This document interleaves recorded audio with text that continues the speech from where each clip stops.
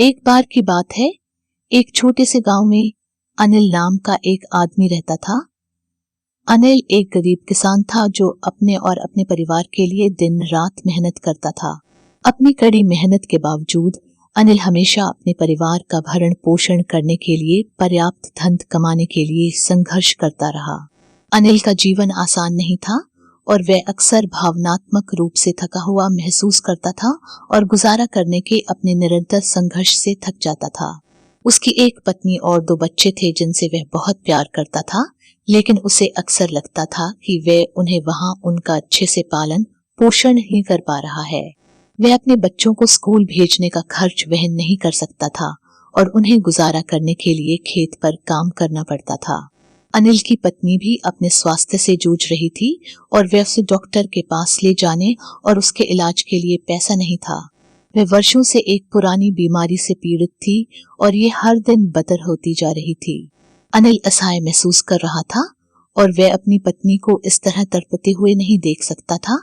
इन तमाम मुश्किलों के बावजूद अनिल ने कभी हार नहीं मानी। वह हर दिन इस उम्मीद के साथ उठता था कि किसी दिन चीजें बेहतर होंगी।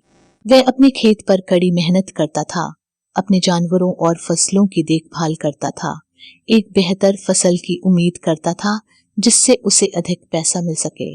लेकिन साल दर साल अपने परिवार का भरण पोषण करने के लिए संघर्ष कर रहा था। एक दिन पास के कस्बे का एक आदमी अनिल के गांव आया। वह एक धनी व्यापारी था जो एक नया व्यवसाय शुरू करने के लिए कुछ जमीन की तलाश कर रहा था। उन्होंने अनिल से मुलाकात की और एक बड़ी राशि के लिए अपने खेत को खरीदने की पेशकश की। अनिल पहले तो हिचकिचा रहा था, लेकिन व्यवसायी ने उसे विश्वास दिलाया कि वह जमीन की अच्छी देखभाल करेगा और उसे उसकी अच्छी कीमत देगा। अनिल यह सोचकर अपना खेत बेचने के लिए तैयार हो गया कि ये उसकी सभी समस्याओं का उत्तर होगा। आखिरकार उसके पास इतना पैसा होगा कि वह परिवार और अपनी पत्नी के स्वास्थ्य का ख्याल रख सके। व्यापारी ने उसे एक बड़ी राशि का भुगतान किया और भूमि की अच्छी देखभाल करने का वादा किया, लेकिन चीजें वैसी नहीं हुई जैसी अनिल ने उम्मीद की थी। व्यवसायी केवल लाभ कमाना चाहता था और जमीन या उस पर रहने वाले लोगों की परवाह नहीं करता था। उसने जमीन का दोहन करना, पेड़ों को काटना और नदियों को प्रदूषित करना शुरू कर दिया। भूमि पर चरने वाले पशुओं को खदेड़ दिया गया और फसलें मुरझाने लगीं। अनिल तबाह हो गया था।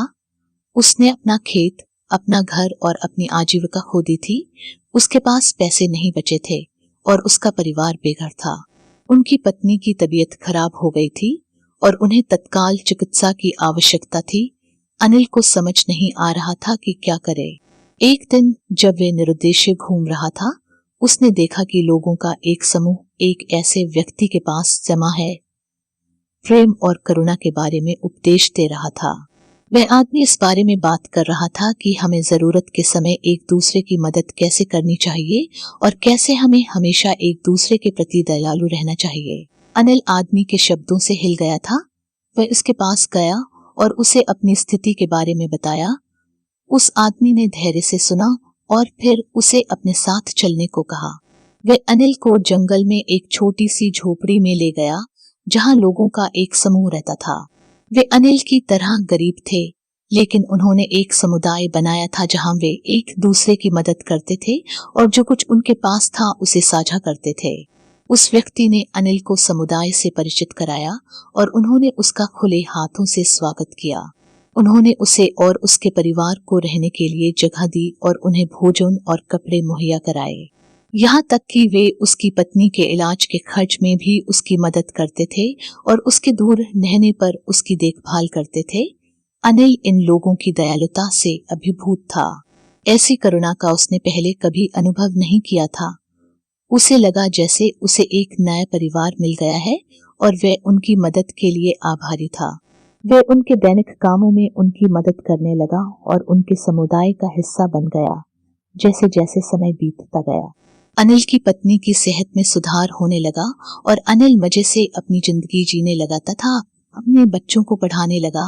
अब उसका सब कुछ अच्छा हो गया था। इसीलिए दोस्तों, कहा जाता है कि परेशानी में कभी भी घबराना नहीं चाहिए और हमेशा हिम्मत से काम लेना चाहिए। खराब समय हमेशा नहीं रहता। आज खराब है तो कल अच्छे समय भी आता है, इसलिए हमें हमेशा दूसरों की मदद करते रहना चाहिए। यही जिंदगी का नियम है, आप जैसा बोगे वैसा ही काटोगे। धन्यवाद। एक नई मोटिवेशन कहानी के साथ फिर मिलेंगे।